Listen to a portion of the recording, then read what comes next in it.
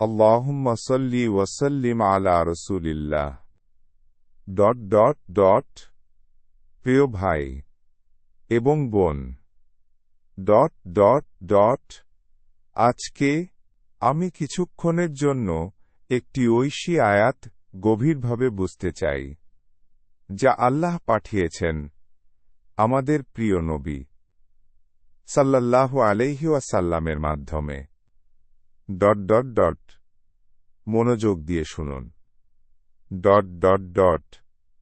শুধু মন দিয়ে নয়, আত্মা দিয়েও। এই আয়াতটি প্রথম নাজিল হয়েছিল হীরা গুহায় নূর পর্বতে। প্রভু জিব্রিল আসমাইলি প্রকাশিত হলেন এবং তিনি 3 বার তাকে জোরে আলিঙ্গন করেন পড়ার নির্দেশ দিয়েছিলেন।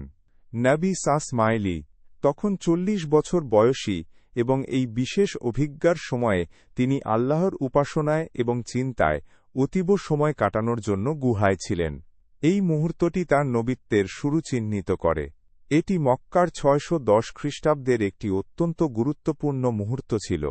মক্কা তখন আরব উপমহাদেশের একটি প্রধান ব্যবসায়িক এবং ধর্মীয় কেন্দ্রস্থল ছিল।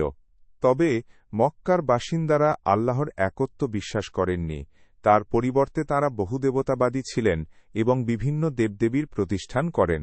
এই প্রথম আয়াতের মাধ্যমে আল্লাহ তাঁর একটি নতুন সন্দেশ প্রেরণ করেন, যা মানবতার জীবনকে সর্বদা পরিবর্তন করে দিয়েছে।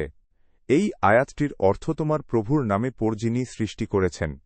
এটি একটি অত্যন্ত গুরুত্বপূর্ণ নির্দেশনা, যা জ্ঞানের অনুসন্ধানের জন্য আল্লাহর নামের প্রতি সম্মান এবং মান্যতার প্রয়োজনীয়তা জানায়। জ্ঞান হল আল্লাহর সৃষ্টি এবং আমরা তাঁর নামে এটি অনুসন্ধান করি। আরবি শব্দইকরা পড় হল আদেশাত্মক মুডের একটি ক্রিয়াপদ, যা প্রথম ব্যক্তিগত বচনের জন্য ব্যবহৃত হয়েছে। এটি নবী মুহাম্মদ সাইসমাইলি কে সরাসরি নির্দেশ করে যে তিনি তার প্রভুর নামে পড়বেন।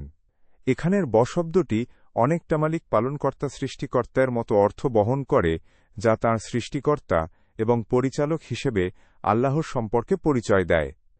খদিজা বিনত খুয়াইলিদ রাহনবী ইসমাইলি এর স্ত্রী প্রথমে বিশ্বাস করেন। যখন নবী ইসমাইলি গুহা থেকে কাঁপা কাঁপা ফিরে আসেন, তিনি তাঁকে একটি চাদর দিয়ে ঢাকেন এবং তাঁকে সান্ত্বনা দেন, আল্লাহর কসম, আল্লাহ কখনই তোমাকে অপমান করবে না।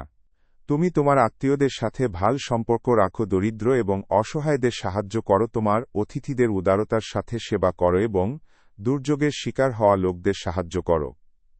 তারপর তিনি তাকে তাঁর দায়ম ওয়ারাকাহ ইবন নৌফাল এর কাছে নিয়ে যান, যিনি একজন খ্রিস্টান শিক্ষাবিদ, এবং তিনি নিশ্চিত করেন যে এটি একই দূত যিনি মুসা বা ইসমাইলি এর কাছে এসেছিলেন। এই ঘটনাটি খদিজা এর বিশ্বাস সমর্থন এবং সাহায্যের বহুমূল্য উদাহরণ হিসাবে দেখা যেতে পারে। তিনি নবী ইসমাইলি এর সাথে তার প্রথম অনুভূতি থেকেই তার পাশে ছিলেন এবং তার নবীত্বের পথে তার অন্তর্নিহিত সহযোগিতা প্রদান করেন। একজন বিশ্ববিদ্যালয়ের ছাত্র যে পরীক্ষায় মাঝে মাঝে তিনি যথেষ্ট বুদ্ধিমান নন এমন অনুভূতি করেন। এই আয়াতটি তাকে অনুসরণ করে দেয় যে জ্ঞান আল্লাহর নামে শুরু হয়। জ্ঞান অর্জনের প্রয়াস করুন যেন এটি একটি উপাসনার কাজ হিসাবে বিবেচনা করে, শুধুমাত্র মহাকাঙ্ক্ষা নয়, এবং শিক্ষার দিকে আতঙ্ক পরিণত হবে উদ্দেশ্য এবং ভক্তিতে।